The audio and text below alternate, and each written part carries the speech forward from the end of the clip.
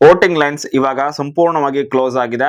10 ಗಂಟೆಗೆನೆ ಅಂದ್ರೆ ಇವತ್ತು ಬೆಳಿಗ್ಗೆ 10 ಗಂಟೆಗೆನೆ ವೋಟಿಂಗ್ ಲೈನ್ಸ್ಗಳು ಸಂಪೂರ್ಣವಾಗಿ ಕ್ಲೋಸ್ ಆಗಿರುವಂತದ್ದು. ಇವಾಗ ಫೈನಲ್ ಆಗಿರುವಂತಹ ವೋಟಿಂಗ್ ರಿಸಲ್ಟ್ ನ ಬಗ್ಗೆ ಕೆಲವೊಂದಿಷ್ಟು ಇನ್ಫಾರ್ಮೇಶನ್ ಕೂಡ ಸಿಕ್ಕಿದೆ. ಸೊ ಟೋಟಲ್ ಆಗಿ 20 ಸ್ಲಾಟ್ಗಳಿದ್ವು ಈ ಒಂದು ಫಿನಾಲೆಗೋಸ್ಕರ ನಡೆದಂತಹ ವೋಟಿಂಗ್ ನಲ್ಲಿ. ಹಾಗೇನೆ 19 ಸ್ಲಾಟ್ ತನಕ ಕೂಡ ನಾನು ರೆಗ್ಯುಲರ್ ಆಗಿನೇ ಅಪ್ಡೇಟ್ ಅನ್ನ ಕೊಡ್ತಾ ಬಂದಿದ್ದೀನಿ. ಸೊ ಇದು 20ನೇ ಸ್ಲಾಟ್ ಆಗಿರುವಂತದ್ದು. ಹಾಗೇನೆ ಇದು ಫೈನಲ್ ಸ್ಲಾಟ್ ಆಗಿರುತ್ತೆ. ಇದಾದ ನಂತರ ಯಾವುದೇ ರೀತಿಯಾಗಿ ವೋಟಿಂಗ್ ಲೈನ್ಸ್ ಗಳು ಓಪನ್ ಕೂಡ ಇರೋದಿಲ್ಲ. ಸೊ ಇದೇನೆ ಅಂತಿಮವಾದಂತಹ ವೋಟಿಂಗ್ ರಿಸಲ್ಟ್ ಆಗಿರುತ್ತೆ. ಈ ಒಂದು ವೋಟಿಂಗ್ ರಿಸಲ್ಟ್ ಅಲ್ಲಿ ಯಾರು ಎಷ್ಟು ವೋಟ್ಗಳನ್ನು ಗಳಿಸ್ಕೊಂಡಿದ್ದಾರೆ, ಎಷ್ಟು ಪರ್ಸೆಂಟೇಜ್ ವೋಟ್ ಆಗುತ್ತೆ, ಮತ್ತೆ ಬೆಳಗ್ಗೆ 19ನೇ ಸ್ಲಾಟ್ ಏನಿತ್ತು ಅಂದ್ರೆ ರವಿವಾರ ಬೆಳಗ್ಗೆಯ 7 ಗಂಟೆಯ ಸ್ಲಾಟ್, ಅಲ್ಲಿಂದ 10 ಗಂಟೆ ತನಕ 3 ಗಂಟೆಯ ಕಾಲಾವಕಾಶ ಇತ್ತು. ಸೊ ಇಲ್ಲಿ ತನಕ ಬಂದಿರುವಂತಹ ವೋಟುಗಳು ಎಷ್ಟು, ಸೊ ಇದೆಲ್ಲದರ ಬಗ್ಗೆ ನಿಮಗೆ ಮಾಹಿತಿನ ಕೊಡ್ತೀನಿ.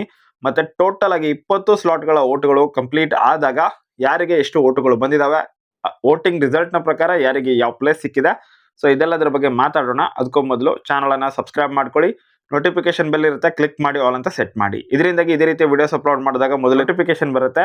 ಸೊ ಆವಾಗ ನೀವು ಆ ವಿಡಿಯೋನ ಮೊದಲು ನೋಡಬಹುದು. ಸೊ ಇವಾಗ ನೇರವಾಗಿ ವಿಷಯಕ್ಕೆ ಬರೋಣ. ಈ ಒಂದು ಸ್ಲಾಟ್ ಅಲ್ಲಿ 22 ಲಕ್ಷ ವೋಟುಗಳನ್ನು ಗಳಿಸ್ಕೊಂಡಿದ್ದಾರೆ ಮ್ಯೂಟೆಂಟ್ ರಘು ಅವರು. ಸೊ ಅವರಿಗೆ ಬರೋಬ್ಬರಿ 22 ಲಕ್ಷ ವೋಟುಗಳು ಈ ಸ್ಲಾಟ್ ಅಲ್ಲಿ ಬಂದಿರುವಂತದ್ದು. ಇದರ ಅರ್ಥ ಪ್ರತಿ ಗಂಟೆಗೆ 7 ಲಕ್ಷಕ್ಕಿಂತನೂ ಜಾಸ್ತಿ ವೋಟುಗಳು ಬಂದ ರೀತಿನಲ್ಲಿ ಆಗುತ್ತೆ. ಇನ್ನು ಸೆಕೆಂಡ್ ಹೈಯೆಸ್ಟ್ ಅಂತ ಹೇಳಿದ್ರೆ ಅದು ಕಾವ್ಯ ಶೈವ ಅವರಿಗೆ 26 ಲಕ್ಷ ವೋಟುಗಳು ಬಂದಿದ್ದಾವೆ ಈ ಸ್ಲಾಟ್ ಅಲ್ಲಿ. ಇದರರ್ಥ ಪ್ರತಿ ಗಂಟೆಗೆ 8 ಲಕ್ಷ ವೋಟುಗಳು ಬಂದ ರೀತಿನಲ್ಲಾಗಿದೆ ಕಾವ್ಯ ಶೈವ ಅವರಿಗೆ. ಇದಾದ ನಂತರ ಧನುಷ್ ಗೌಡ ಅವರಿಗೆ 34 ಲಕ್ಷ ವೋಟುಗಳು ಬಂದಿರುವಂತದ್ದು.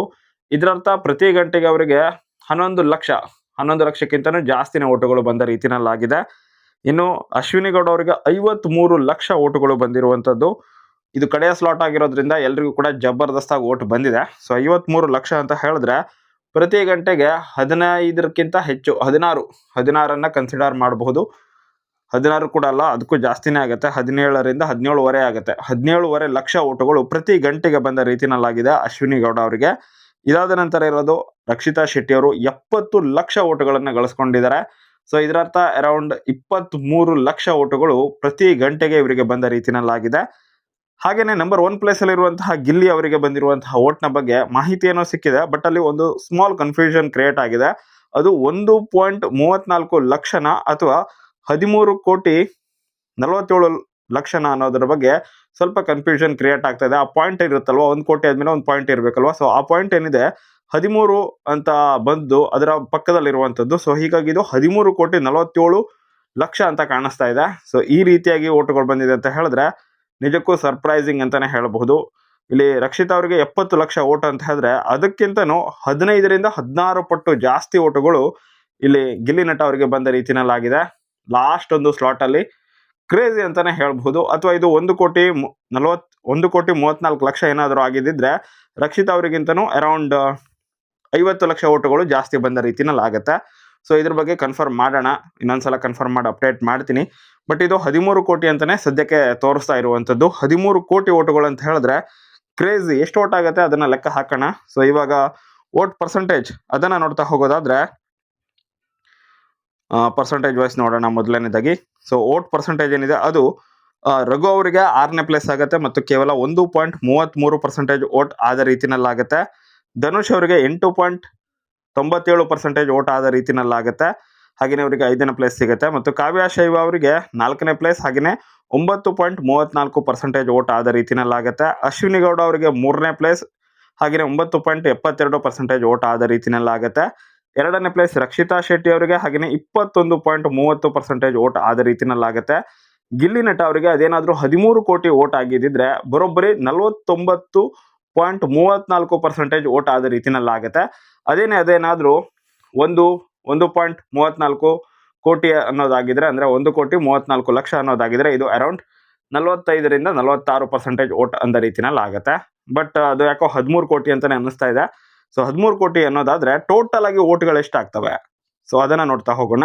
ಹಾಗೇನೆ ಉಳಿದಿರುವಂತಹ ಸ್ಪರ್ಧಿಗಳಿಗೆ ಎಷ್ಟು ವೋಟ್ ಆಗ್ತದೆ ಅದನ್ನು ಕೂಡ ನೋಡ್ತಾ ಹೋಗೋಣ. 6ನೇ ಪ್ಲೇಸ್ ಇಂದಾನೆ ಶುರು ಮಾಡೋದಾದ್ರೆ ಟೋಟಲ್ ಆಗಿ ವೋಟುಗಳು ಎಷ್ಟಾಗ್ತವೆ ಅಂತ ಹೇಳಿದ್ರೆ ನಂಬರ್ ಡಿಜಿಟಲ್ ಅಲ್ಲಿ ಹೇಳಬೇಕು ಅಂತ ಹೇಳಿದ್ರೆ ರಘು ಅವರಿಗೆ 1,94,00,000 ವೋಟ್ ಆದ ರೀತಿನಲ್ಲಾಗುತ್ತೆ. ಪೂರ್ತಿ ನಂಬರ್ ಬೇಕು ಅಂತ ಹೇಳಿದ್ರೆ 1,94,03,398 ವೋಟುಗಳು ಆದ ರೀತಿನಲ್ಲಾಗುತ್ತೆ.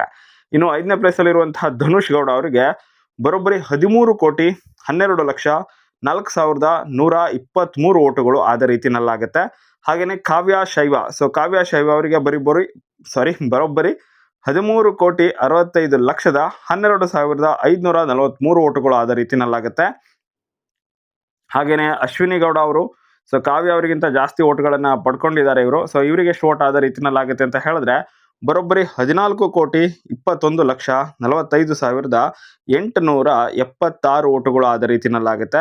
ಹಾಗೆಯೇ ಸೆಕೆಂಡ್ ಪ್ಲೇಸಲ್ಲಿರುವಂತಹ ರಕ್ಷಿತಾ ಶೆಟ್ಟಿ ಅವರಿಗೆ ಬರೋಬ್ಬರಿ 31,15,32,564 ಓಟುಗಳು ಆದ ರೀತಿನಲ್ಲಾಗುತ್ತೆ.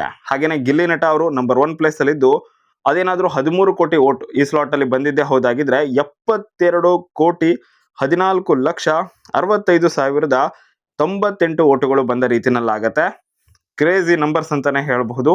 ಅದೇನಾದರೂ 1,34,00,000 ಅನ್ನೋದಾಗಿದ್ರೆ 60 ಕೋಟಿ ಓಟುಗಳು ಬಂದ ರೀತಿನಲ್ಲಾಗತ್ತೆ. ಸೊ ಹೀಗಾಗಿ ಈ ಗಿಲ್ಲಿ ನಟ ಅವರಿಗೆ ಎಷ್ಟು ಓಟ್ ಬಂದಿದೆ, 60 ಕೋಟಿನ ಅಥವಾ 72 ಕೋಟಿನ? ಸೊ ಕನ್ಫ್ಯೂಷನ್ ಸ್ವಲ್ಪ ಇದೆ, ಬಟ್ ನನಗನ್ಸೋ ಪ್ರಕಾರ 72 ಕೋಟಿ ಅಂತ ಅನ್ನಿಸ್ತಾ ಇದೆ. ಸೊ 72 ಕೋಟಿ ಇರಬಹುದು, ಅದು 13 ಕೋಟಿ ಓಟೇನೆ ಈ ಸ್ಲಾಟಲ್ಲಿ ಬಂದಿರಬಹುದು ಅಂತ ನನ್ನ ಅನಿಸಿಕೆ. ಅದೇನಾದರೂ ಅದು 1 ಕೋಟಿ ಓಟ್ ಆಗಿದ್ರೆ ಟೋಟಲ್ ಆಗಿ ಅವರಿಗೆ ಗಿಲ್ಲಿ ನಟ ಅವರಿಗೆ 60 ಕೋಟಿ ಓಟ್ ಆದ ರೀತಿನಲ್ಲಾಗುತ್ತೆ. ನಿಮ್ಗೇನು ಅನ್ಸುತ್ತೆ, ಗಿಲ್ಲಿ ನಟ ಅವರಿಗೆ ಈ ಸ್ಲಾಟಲ್ಲಿ 13 ಕೋಟಿ ಓಟ್ ಬಂದಿರಬಹುದಾ ಅಥವಾ 1.34 ಕೋಟಿ ಓಟ್ ಬಂದಿರಬಹುದಾ? ನನಗೆ ಯಾಕೋ 13 ಕೋಟಿನೇ ಅಂತ ಅನ್ನಿಸ್ತಾ ಇದೆ.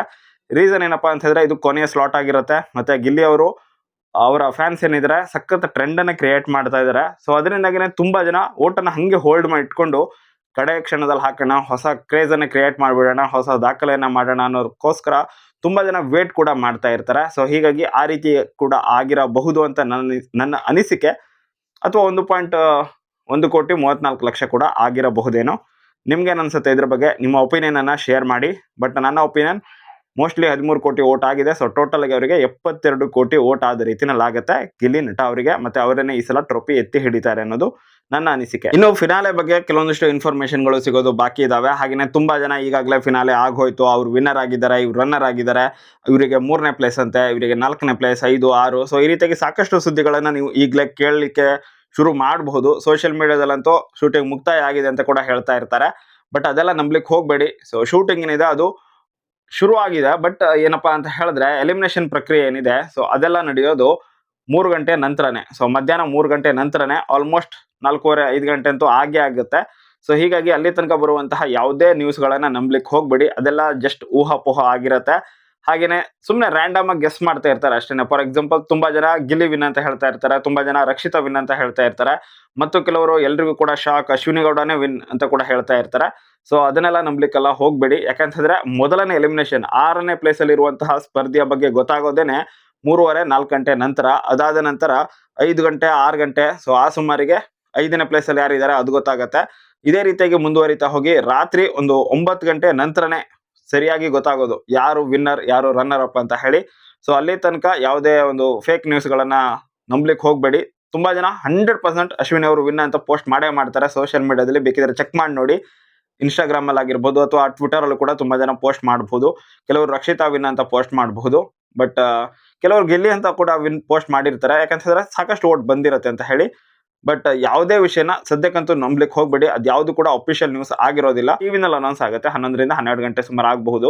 ಬಟ್ ಫಿನಾಲೆ ಒಂದು ಏನಿದೆ ಅದು ಶೂಟಿಂಗ್ ಏನಿದೆ ಅದು ಅರೌಂಡ್ 8ರಿಂದ 9 ಗಂಟೆ. ಸೊ ಆ ಸಮಯದಲ್ಲಿ ಅಥವಾ ಅದಕ್ಕೂ ಲೇಟ್ ಕೂಡ ಆಗಬಹುದು. ಆ ಸಮಯದಲ್ಲಿ ರಿಯಲ್ ಆಗಿ ಯಾರು ವಿನ್ ಆಗಿದ್ದಾರೆ ಅನ್ನೋದು ಶೂಟಿಂಗ್ ಅಲ್ಲಿ ಗೊತ್ತಾಗತ್ತೆ.